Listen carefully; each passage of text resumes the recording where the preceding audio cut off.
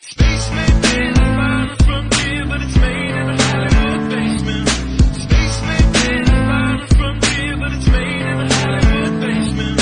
Space may be the final frontier, but it's made in a Hollywood basement. Space may be the final frontier, but it's made in a Hollywood basement. Have you ever dreamed of going up to outer space? Or maybe meeting other beings from another place? Have you ever wondered what it's like on other planets? Then you watch a science show and come to believe you understand it? You feel empowered by the knowledge and you feel enlightened.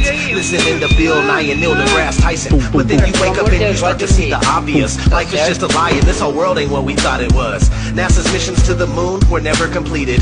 They just filmed them in a room and people believe it. I used to wonder what it's like to be an astronaut. Now when I see them acting I can't help but to laugh a lot. They give us cartoons and they claim that we live on a ball, but it's flat and it's not moving or spinning at all. Why you lying to us, man? That's something that we want to know. After that you're gonna have to pack up all your stuff and go. Space may be the final frontier, but it's made in a Hollywood basement. Space may be the final frontier, but it's made in a Hollywood basement.